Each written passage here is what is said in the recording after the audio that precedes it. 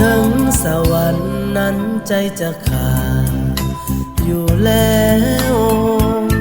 ด้วยฮักน้องแก้วที่งามโซฟาลาวันดังหนึ่งนางฟ้าลงสู่ดินเหมือนบ่าฟ้าอินนั้นลงมาปั่น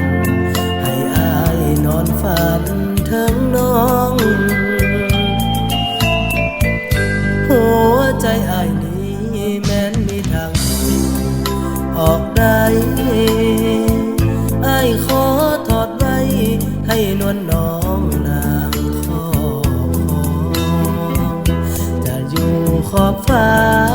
ทินแดนใดถึงจะแสนไกลอายก็จะต้องกลับมาหาน้องจากวันสายน้ำของไหลหลังเปียบไปก็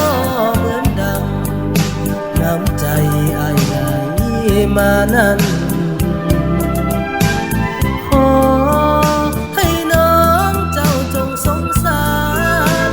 อย่าปล่อยอายเลยผ่านแดนสวรรค์แห่งนี้ไปไกลเวียงจันทร์สวรรค์นั้นใกล้กันสุดขอบฟ้าแต่อายจะมาคู่เคียงดวงใจต่อให้ดินน้ำมากีดกันเหวป่าฟ้าสันกันเฮาเอาไว้หากยอมข้ามได้เสม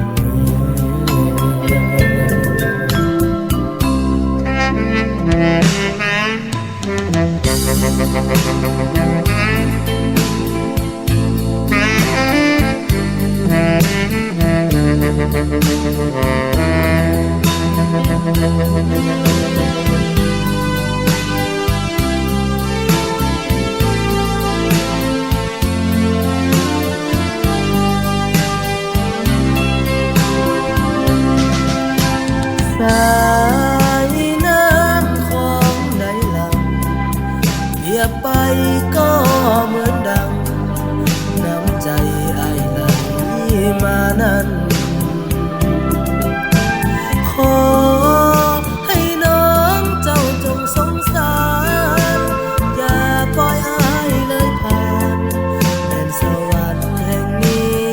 ไปไกลเวียงจันทร์สวรรค์นั้นใกล้กันสุดขอบฟ้าแต่อายจะมาคู่เคียงดวงใจต่อให้ดินน้ำมากีดกันเหวป่าฟ้าสันกันเอาไว้หากยอมข้ามได้